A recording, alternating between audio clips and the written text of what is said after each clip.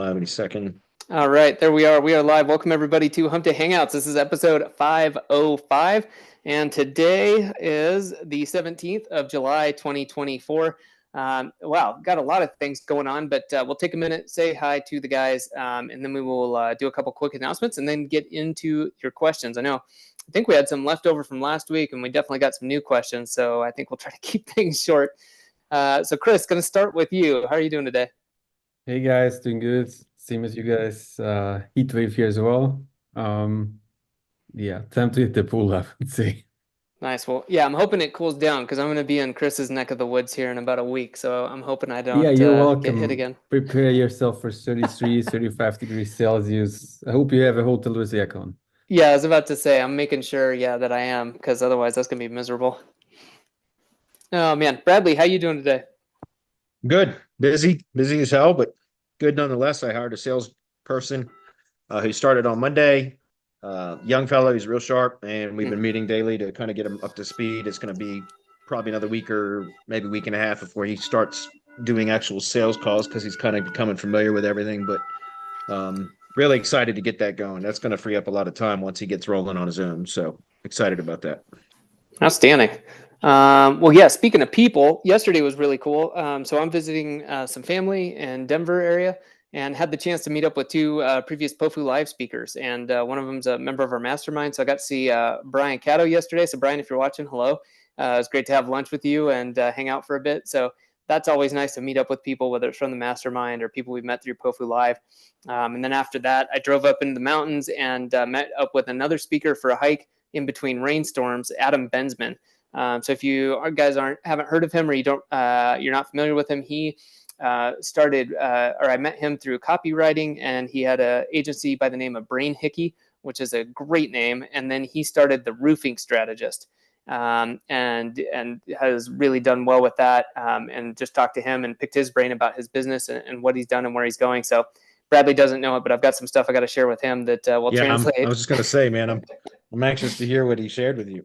He's Yeah, a and sharp guy. he said he would connect with you, so I wanted to ping you. So we'll do that offline, and then Okay. we'll go from there. So, anyways, as always, yeah, it's great. I love meeting up with people. It's fun to see people, and whether they're SEO or related markets or whatever that is, it's always fun to get offline and to kind of meet up and put our heads together. So really enjoyed that. Let's see, Bradley, you talked with Mike Martin on Monday, right? Yeah, and Mike's a great guy. I've always liked Mike, and we've always jived well, him and I, whenever we chat. He's a fun guy as well. So he's got that brand jacking method that he developed that is just phenomenal. It's brilliant, and it's so simple, but it's brilliant, and it works incredibly well. And I'll demonstrate when I grab the screen and we start answering questions. I'll just give a quick example of one of the projects I started testing that method with that is performing well and producing leads. And I sell the leads from that site. And so it produces a couple $300 a week in leads generated from that site. So it's a great process, especially if you're doing lead gen or hybrid work, which is what I recommend. So a combination of or a hybrid of lead gen and retainer-based services. So this is just it perfectly integrates with what we're teaching as a DHA program, the Directory Hybrid Agency program. So this is definitely going to be something that we add into our program as kind of like an additional lead source. Yeah, I would encourage you guys to go check out the webinar that we did with Mike. He's got a great offer right now, and go check it out. It works. Nice. Well, I'll post the link to that. Also, if you're on the email list, you get notified of the replay. If you're not signed up for emails, head over to semanticmastery.com, hop on. We send out, updates about upcoming webinars, replays, send out a lot of useful information. So make sure you're on that as well as subscribed on YouTube. Let's see. Other than that, speaking of emails, I will put the link on here, but we've already had several people take advantage of a piece of Bradley's training, really focused, the niche dominator training that came out of the DHA 3-day training. So if you didn't attend the DHA 3-day workshop, I highly suggest you check this out. I'll drop the link down below. You can check it out, but it's really about, getting the most out of low competition areas. And really how to do that instead of spinning your wheels trying to go after the big fish right away. So I don't know, Bradley, do you want to say anything else on that? Or yeah, just that, like kind of in tandem with what we were just talking about with the brand jacking method from Mike Martin. So the brand tracking method is kind of a cheat in that you can go out and target brand searches for competitors in a particular industry. And actually, again, I'll show you guys in a minute. You can outrank their own websites in many cases with basically no backlinks. And so what I teach with the local lead generation websites as part of the DHA program is to go out and identify low competition areas that within the industry that you've selected. You go through the research to determine which industry you want to work in, and then you start building what I call LLG sites or local lead generation sites in those areas. And it's a quick and easy way to find low competition areas that really there's two tools that I use: Google Trends and Writer Zen. And using those two tools alone, you can very quickly identify low competition areas that then you can go deploy these LLG sites into, which then you can point to as when you're marketing your services, marketing and selling your SEO and lead generation services. You can then point to those sites as a results in advance type of with results in advance, essentially, so that when you're pitching your services to business owners in that area, in that particular industry, you can say to them, like, look, I've already outranked you for your own products and services in your own area. So would you like me to do this for your business? And if so, I can assign this existing site that is already ranking in your area for your services to you.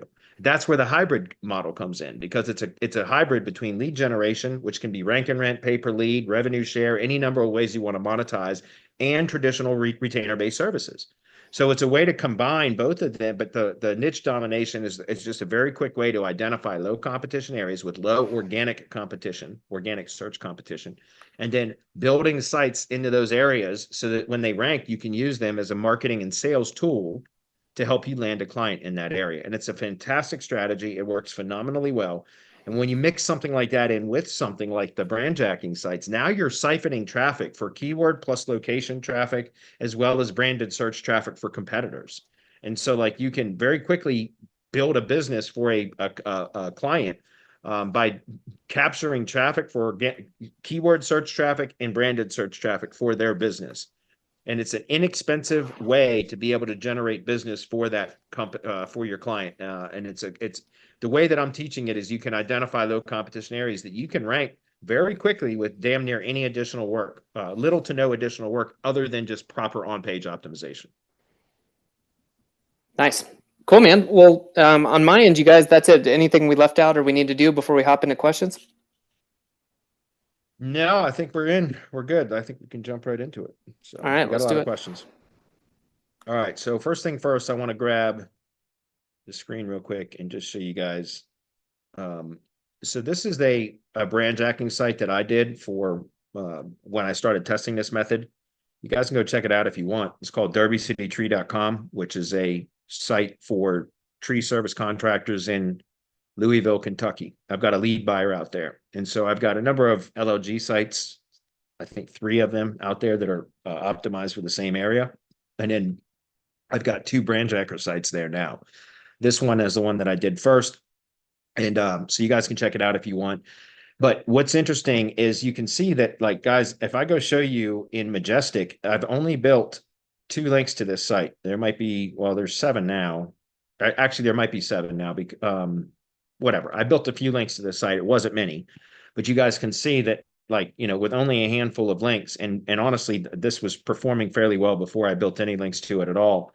And you can see I've got 19 keywords in the top 5 positions, guys, which the keywords are brand names. Look at that. There's 19 keywords that are ranking in the top 5 for brand searches. So that's where this comes in, because you can, like, some of these are going to be high volume. And guys, just real quick, I'm just going to kind of point something out here real quick.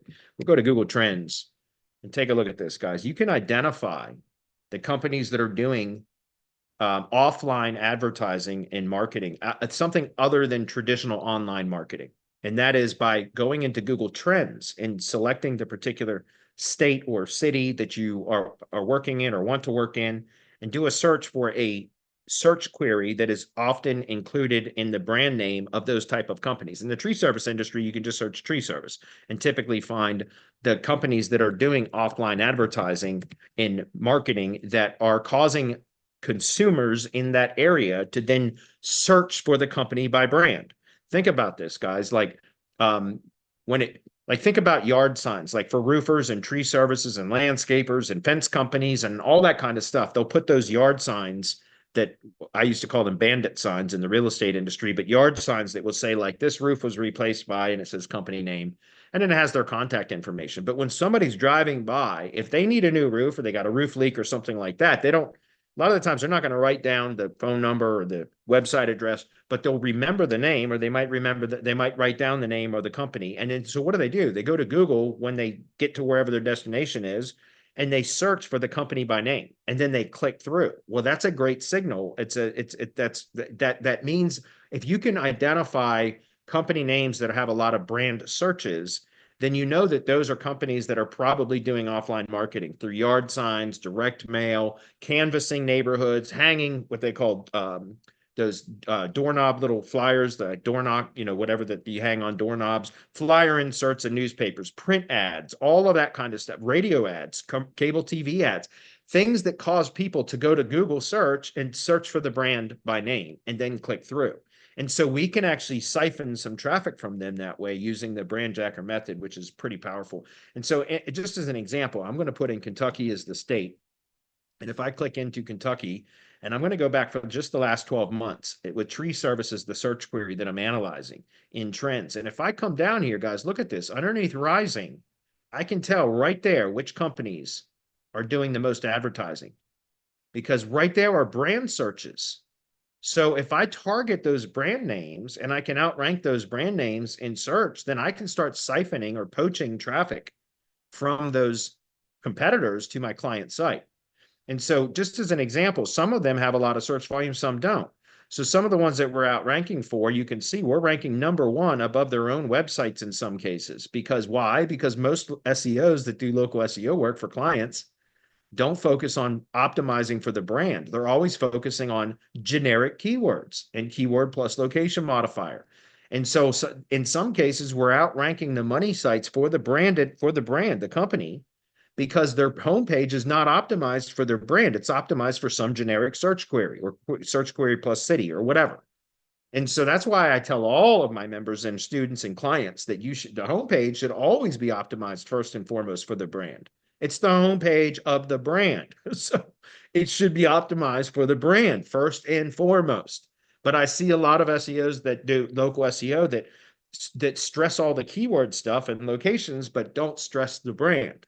And that's why I always recommend to all of my clients and all my link building clients that you should always, the brand name should be included in all top level pages as part of the SEO title, the meta title. The brand should be included in all SEO titles for all top level pages. Either it should lead with the brand if it's the home page or location landing page, or it should the brand should be appended. So meaning it should end with the brand name for all top level service pages and supporting location pages, etc. Why? Because that makes the brand much more likely to appear when somebody does a brand search.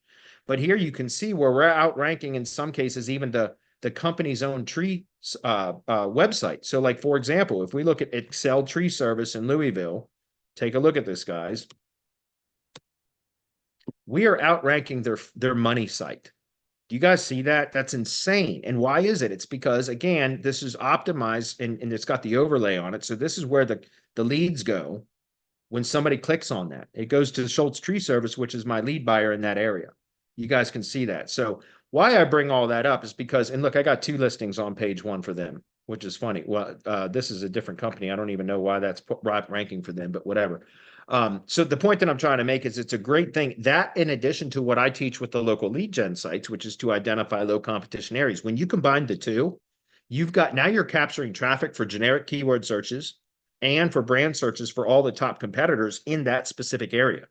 So it's, and again, guys, like I said, you can identify with trends very quickly the companies that are doing the most advertising. Look at this, guys. These are all, and so you'll see some of those are in here, like Limwalker, for example.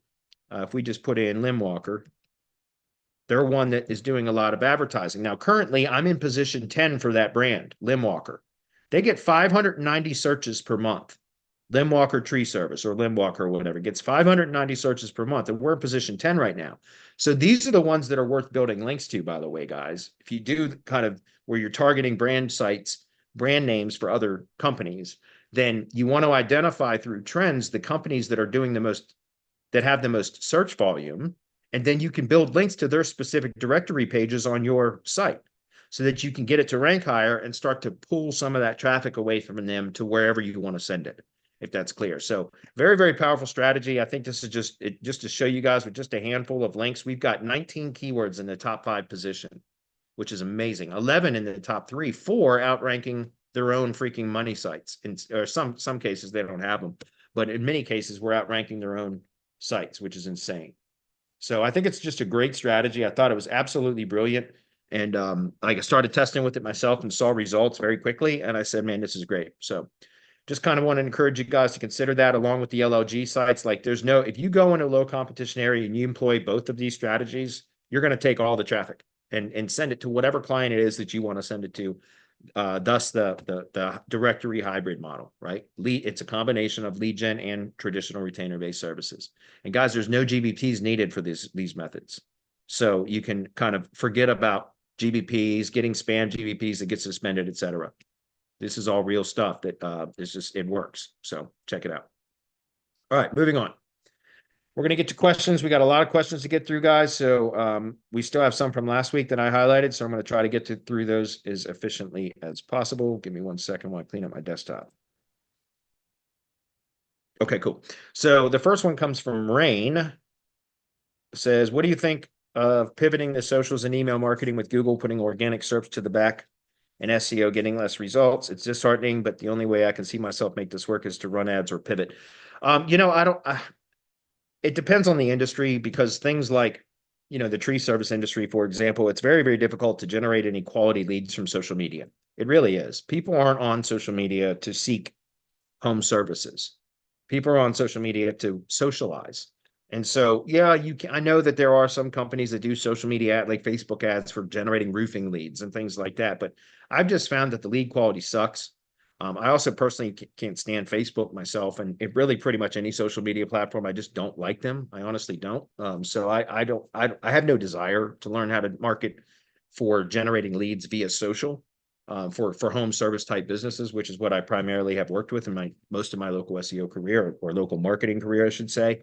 So maybe that's a nut that can be cracked, but I know there are some companies that are good at that, but I just had no desire to do it, and I still don't to this day.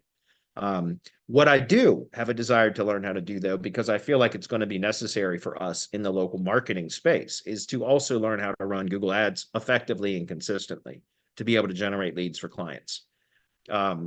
Because my ad skills at generating leads from Google search ads is hit or miss. It's inconsistent.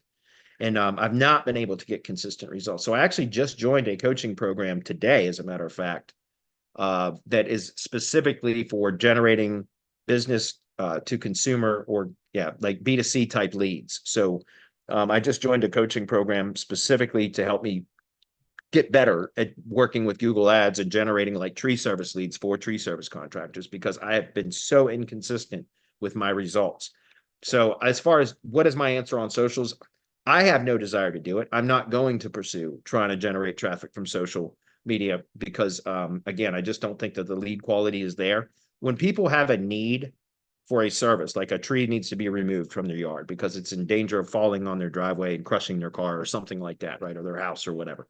Or if somebody's got a leaking roof, they're gonna go to a search engine and they're gonna search for, roofer near me or tree removal company in my area or something like that. So that's a good lead. But somebody that's on Facebook, arguing with friends over whatever the political argument of the day is, and then they get hit with an ad that states like, hey, got a leaking roof. Maybe they do have a leaking roof, but it's not what they're thinking about at that time. So a lot of those leads, from my experience with generating leads from social media in the past, is that they're very low quality. So for that reason, I'm just not going to spend any time learning, just to be honest. But I think Google Ads is certainly something that, just because non-paid results keep getting pushed further and further down on the page, I think it's going to be required for us to remain relevant. I don't think focusing on SEO alone, so organic SEO and maps SEO is going to be enough. Now, all of that may change at some point, but right now it appears that we're going to have to incorporate a combination of SEO and ads in order to be effective long term. That's at least my perception of how I foresee it's going to go in the next, many months, year, 2 years, whatever. And so I'm going to be trying to improve my ad skills as well, if that's clear. All right. Do you have an SOP for YouTube SEO? No, I do not. There are so many courses on YouTube SEO, and I'm not going to take the time to build one. We do have a course called YouTube Silo Academy. I don't even remember if I taught on-page optimization, but that's more about creating silos using playlists and interlinking them and all that kind of stuff. But YouTube SEO is not really something I do because it's pretty basic. It's pretty much remained unchanged for years. So you can go find on YouTube alone, just go to YouTube and do YouTube SEO, like YouTube SEO tutorials, training videos, etc. And you'll find plenty of people. It's pretty standard and it's been unchanged for years. The biggest thing about YouTube is engagement signals. YouTube engagement and watch time is the most important metric in YouTube for ranking. You still want to do all the other things, on-page optimization, proper SEO titles, tags, optimized description, all that kind of stuff. That's all still important, but that's all basic stuff that's been around for years. It's remained unchanged. So you can find free training on YouTube to teach you how to optimize YouTube videos, or go sign up for something like, what is it?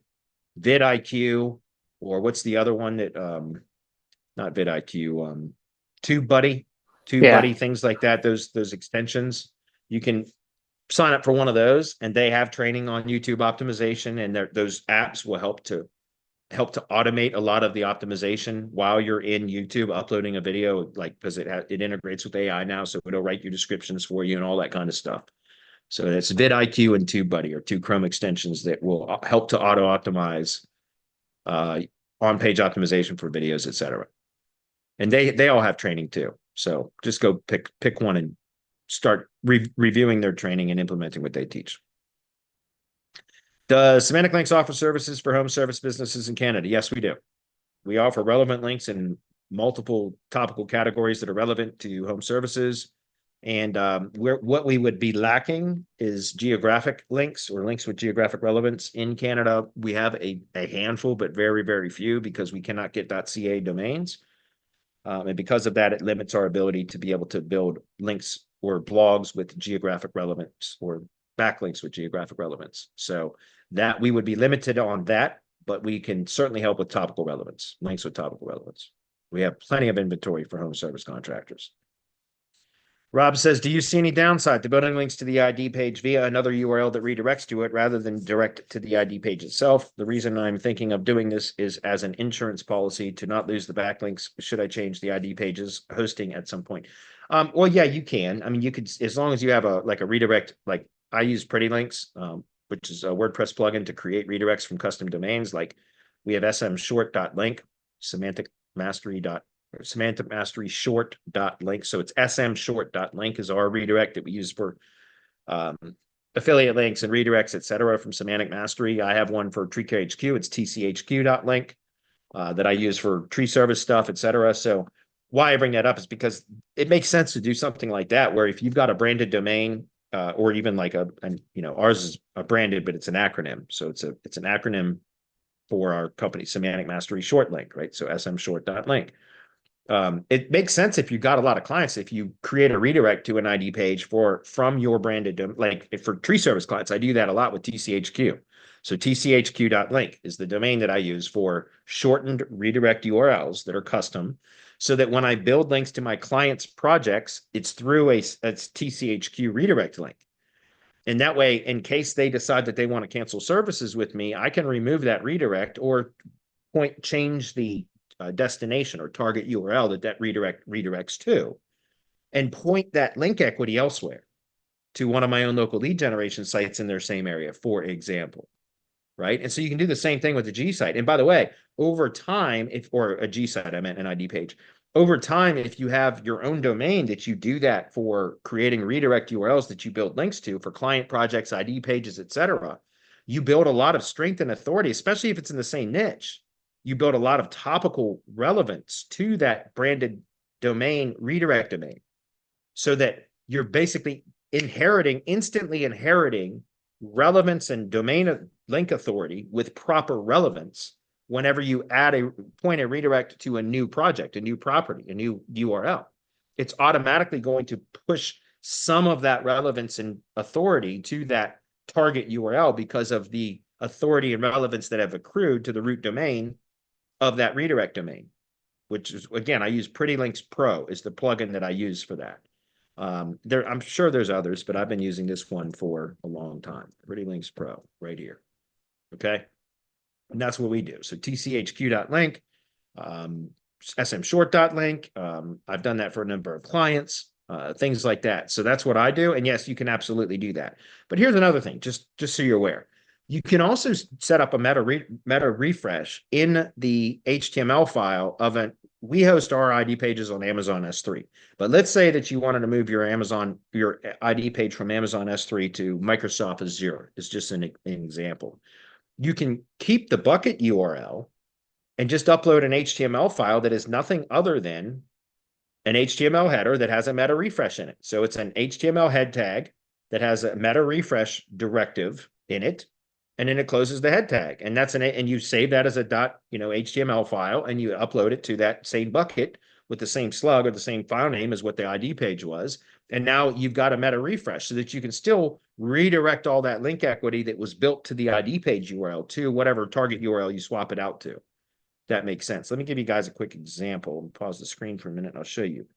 This is the meta refresh code that you would, and I can even give you I'll give you two things here. I'll pull this up in chat so that you can see it. Give me 1 minute. Or on the screen, I mean. I'll pull it up on the screen so that you can see it. I'm going to give you two things here.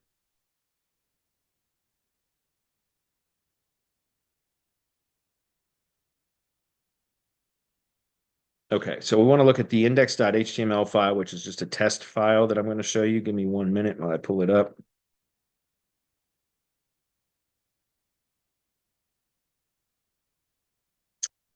God damn it. Here it is. Yeah, okay. And then the last, so this is just an HTML page, like it's a file that if you go view the file, which I was going to show next, we open this up, you'll see it's very, very basic. It's just a text file, but it's all it is this right here. It's just that is the HTML. And so what you can do is just get rid of just right there is you can put a meta refresh tag that tells Google it's a redirect, right? A meta refresh is a redirect, and it acts as long as the time limit, the time frame before it redirects is set to 0, it acts as a 301 redirect, which means it passes all the link equity. So this is what that page looks like when it's displayed as an HTML page. This is what it looks like in the file. You can get rid of this part of it right there and just keep the HTML opener, the head, the closing head tag, and then the closing HTML tag. Keep those, and then all you would do is get rid of the title tags there and put the meta refresh code there. And the meta refresh code is this.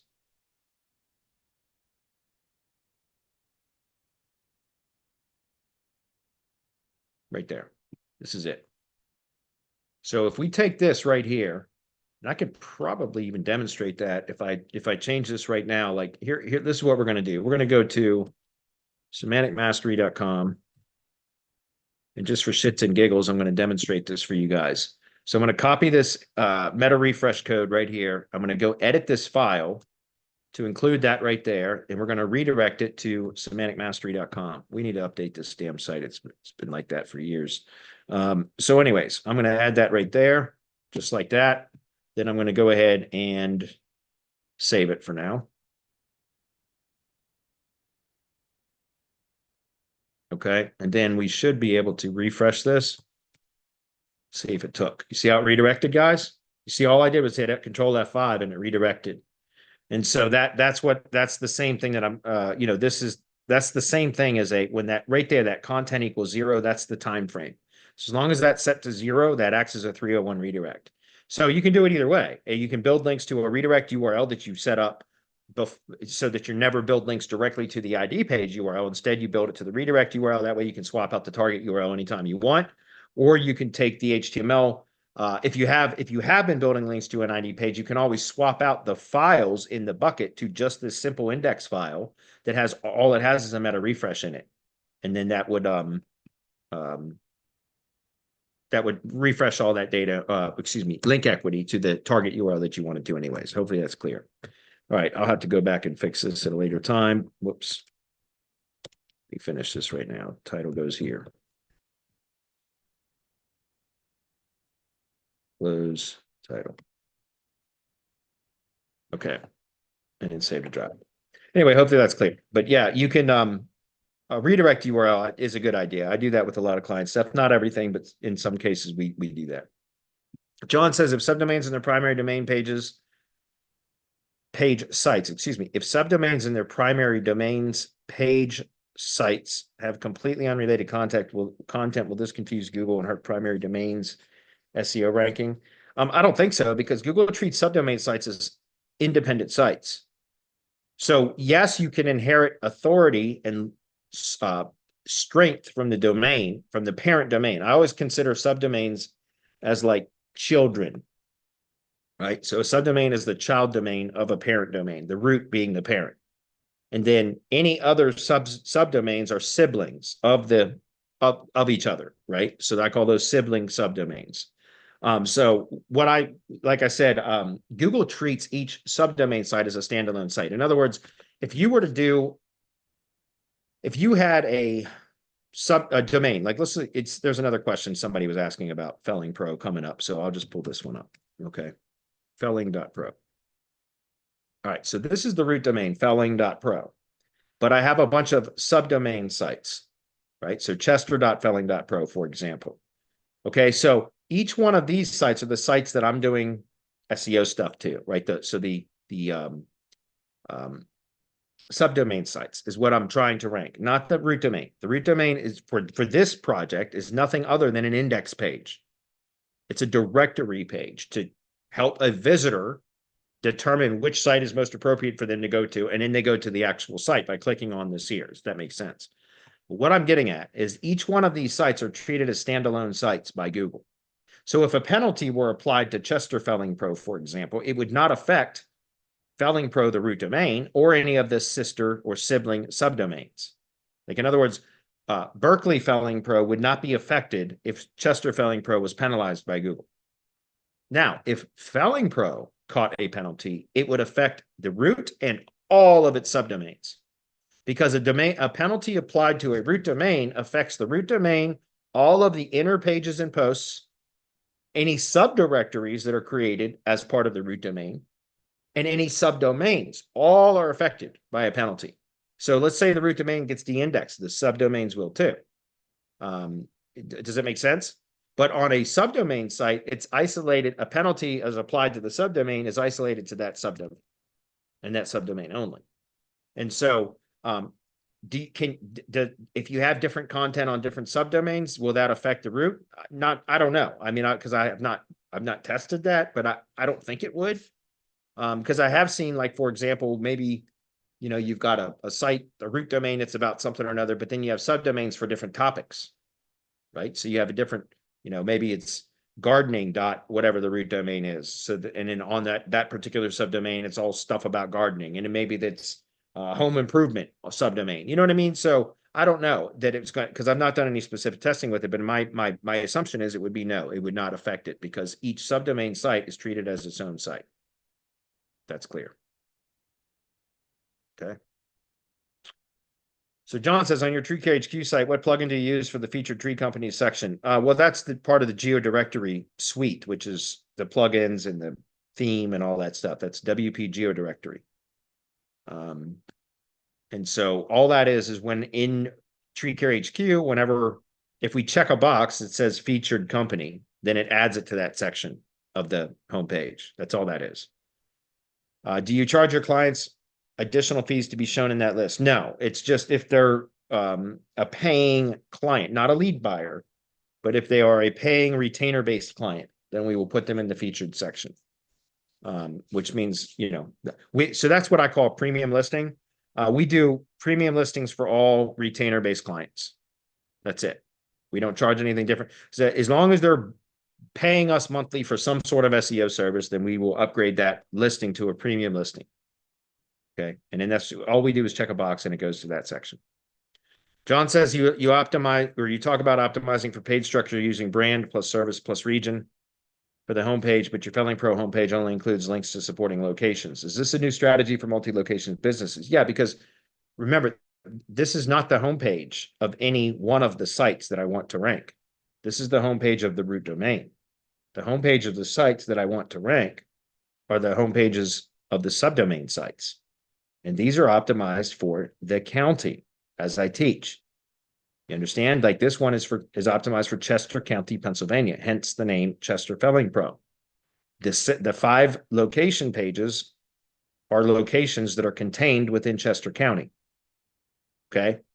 Williamson Felling Pro, this is the newest site that I built, is for Williamson County, Texas, hence the name Williamson Felling Pro.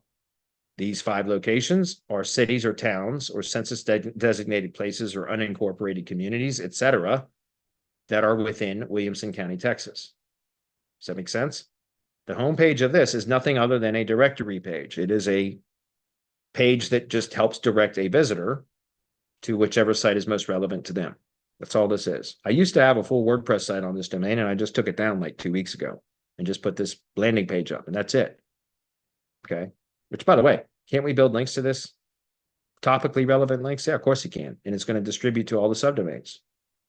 So this is a great link building target. As I add more sites, which, by the way, I got somebody in training right now, finally, to start building these sites.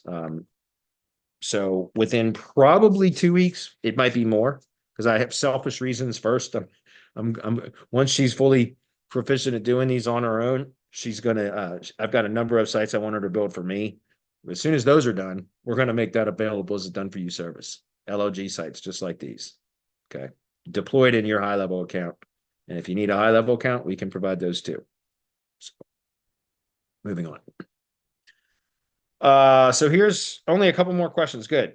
Because these are 2 that I don't know I'm going to be able to answer, but I'll try. And then we'll move on to comments and wrap it up for the day. So this one came from YouTube, guys. This was, have you encountered Google ranking down your lead gen site? That's a terrible, terrible title. Whoever wrote that title or that needs to be edited. If we can make a note of that. That's a terrible title. I can't even read that. So that needs to be reworded. Anyways, I think the question was, I would love to hear your feedback on this question. I am thinking about starting up a lead gen site, but e-commerce is taking over. A lot of the companies I am targeting are starting up their own e-commerce sites. I was thinking about using affiliate marketing links as well. So I've heard this in some industries. I guess there are e-com kind of sites that are popping up for local search queries. Guys, that's, I would want to think that it's just temporary, that it's just a glitch because of some of the stupid algorithm updates that Google makes almost daily or weekly, at least it seems like. And my guess is it's just an unintended consequence of some helpful content update or one of the many, many updates that they constantly roll out that is causing e-commerce sites to perform good for local search queries. My guess is it won't last. It's just a temporary thing. I could be 100% wrong though. And so, I don't work in any industries where that would make sense to do so. So I don't have any experience with that. I also don't do e-commerce SEO. I just don't. I have no desire to either. So, what is my opinion on that? I don't have one, just because I've seen where it does occur for sure, but it's not any of the industries that I personally work in. So I don't really have an answer for that because I haven't thought it through, and nor am I going to sit down and think it through when it's not something that has been applicable to me at this point, if that's clear. I mean, look, if you think about this, guys, if you're in an industry that the businesses in that industry, so if you're doing marketing and SEO services for an industry where the business could benefit from having an e-commerce store, then why not? Because you can help them generate more revenue anyway, right? Why not learn that part of the business and build e-commerce stores as part of your service offerings for that industry? It makes sense. If I was in an industry where that was, a possibility and there was potential for it, I would probably learn it, right? It's just like I said, in the tree service industry, nobody contracts a tree service contractor and then wants to buy a chainsaw. Like, that's just not the way it works. So there's no reason for them to have e-commerce stores where they're selling products, because they're selling a service. But if in the event that you are in an industry where it can be kind of both a hybrid, why not? Why not learn that? That's a whole other source of revenue for you and for your clients, right? You get paid to build it, manage it. They get paid from the sales made from it. So I think it's worth pursuing if you're in an industry or industries where that's relevant. Okay, a couple more. We got one for another one. Does CTR manipulation provide a significant boost for competitive SEO? It's less than it used to. It's still effective though. I think Google's just gotten a lot better at identifying whether it's validated traffic or not. Like, in other words, is it real traffic or is it bot traffic? I think Google's gotten way better at being able to determine whether it's real traffic or bot traffic. And if it's bot traffic, Google ignores it for the most part. And if it's real traffic, Google pays attention to it. That's the difference. What proxies and what branded proxies to use? I don't, because I don't do any of that shit anymore. I don't. I have services that do that for me. I don't do that myself anymore. But when I did do it, we use mobile 4G proxies. But I don't have the bandwidth or the desire to manage CTR campaigns anymore. So I just do that through done for you services like Local Fury, which has some really cool new unintended consequences. There's some unintended consequences that we discovered that Local Fury is producing. We'll be promoting that very shortly, with a whole new pricing structure and everything else. Anyway, last one. Kat says, I had a couple of suspensions last week for making legitimate changes. No black or gray hat methods. Appeals take weeks. GBP services is a hard sell, knowing Google has keys to your operation and can close your business anytime they wish to. Thoughts? Yeah, I totally agree. So here's the thing. We are at Google's mercy at all times. Local businesses are, because Google is still, 80% search share or whatever, 80% market share of search, something like that. It's close to that. So, that's a lot. And so we're at Google's mercy. Google holds the keys to the kingdom, that's for sure. They can shut people down at any given time for no fucking reason whatsoever. That's why I don't teach anymore going out and doing lead gen with GBPs, because I think it's a business model that has its shelf life is about expired by now. Like, in other words, I don't tell any of our members anymore to go out and secure GBPs or to claim GBPs or recategorize unclaimed GBPs, claim them and then recategorize them, or to go buy GBPs from vendors that can create and somehow secure verified GBPs. I don't recommend that anymore to anybody, period, full stop. I don't do it in my own business because of what you just stated, Kat. You can be making legitimate changes and get suspended. And then as long as it's a real valid business location, 90% of the time you'll be able to get it reinstated. As long as it's a real valid business location tied to a real valid business, then you can get it restated.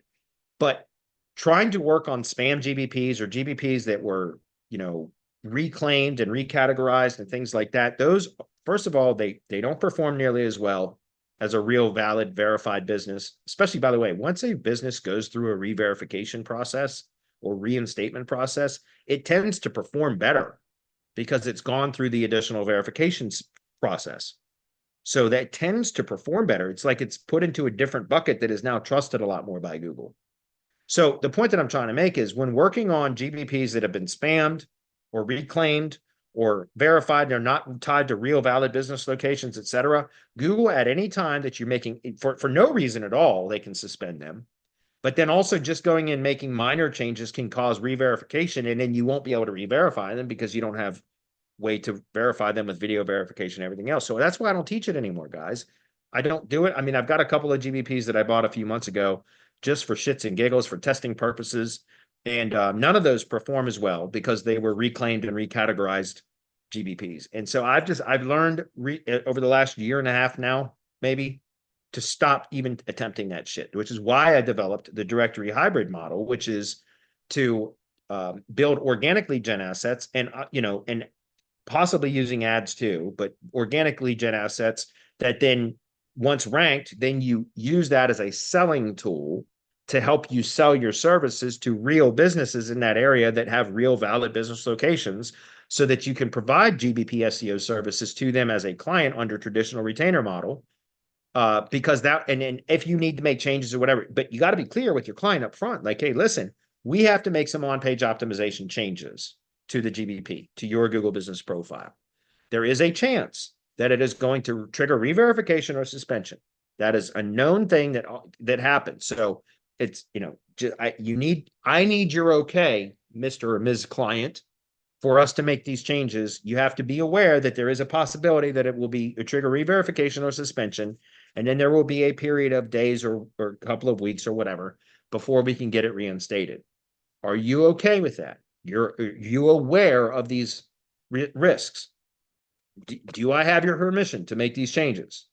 Get all that. Do it on a Zoom meeting with the video being recorded or something, right? Or email back and forth where you get written permission for them to do that. That way, when you go make those changes and it does trigger re-verification or suspension, they can't come back on you and blame you for this or that, or that I was unaware and all of that. You got to be very clear about that up front with clients, which I am. I tell them, like, look, like, here's an example. With tree service businesses, a lot of tree contractors don't publish their street address because Google's acceptable use policy or terms of service, whatever, their guidelines, search guidelines say that service area businesses should not publish their street address.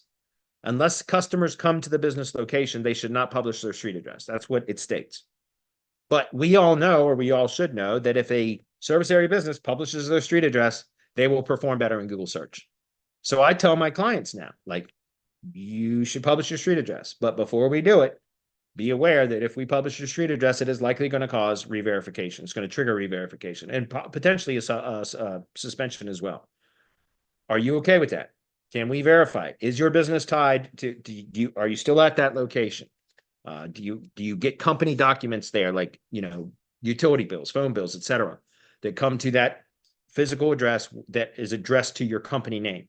As long as we have these verifying documents, be aware, and I get their permission that they are aware of the risks, and they say it's okay, then we will make the change. And sometimes it triggers re-verification or suspension, and we got to go through that process. But we've gotten permission ahead of time. So anyway, to get back to what you're saying, what are my thoughts? My thoughts are, it's a necessary evil to have a Google Business Profile if it's a real business, right? I mean, it's like, if they want to generate leads from Google, they're going to get most of their leads from Google Business Profile, as long as it's ranking, right? And so if they want to potentially generate leads from Google, then you have to do what you got to do in order to provide to optimize their profile to where it will, rank and provide them the exposure that they desire. So you got to just be clear with them up front, like that, here's what needs to be done. There's a chance that this could happen. Do I have your permission to do this? Once they say yes, and you get that, recorded or in writing or whatever, then you can make the change. And if it happens, it happens. So be it. That's just the nature of our business right now, guys. So my thoughts are, stop trying, not that you were trying to, Kat, but for those of you that are trying to build your business on spam GBPs, I don't recommend it anymore. God bless all of you that are trying to. It's very difficult to maintain, and it's a very shaky business model right now. I think the directory hybrid agency model is a more superior method because, again, it's things that we have control are a lot less likely to get punished by Google, that then we use as a marketing and sales tool to help us land clients that have real valid business locations, so that we can make those changes and re-verify or reinstate if needed, right? It's a way to kind of combine the two that saves us from, building a business on sand instead of bedrock, if that's clear. Okay, it's a good question. All right, I think we've got through all the questions and we've still got 10 minutes. Is there any comments that should be addressed? I didn't see any. Let me hop back over there while you're doing it too. Hey, look at that. Wayne Clayton. What's up, buddy? Long time, man. James Slattery. What's up, James? I'm not even going to try to say your name. I butchered it the other day, dude, on the Mike Martin webinar. You're going to have to reach out to me with the phonetic spelling of your name so that I know how to pronounce it. Yeah, that's it. I think we're done. Sweet. Well, let's wrap up early then, guys. Good to go. Hey, Wayne, reach out to me, man. I know you, I think you commented on a Facebook post or something before we moved Semantic Mastery off Facebook entirely. which is now out. It's gone. Like, well, I think the group's there, but you can't post or comment anymore in it because we moved everybody into Circle because I absolutely hate Facebook. If anybody hadn't heard me say that before, you did now. But Wayne, reach out to me, dude, for real. I'd love to chat with you, man. We should schedule a call or something. You got my email. Just send me an email, man. Let's jump on a call. I'd love to catch up with you. It's been too long. So, all right, everybody, that's it. I don't see other questions or comments. Let's wrap it up. Go home early.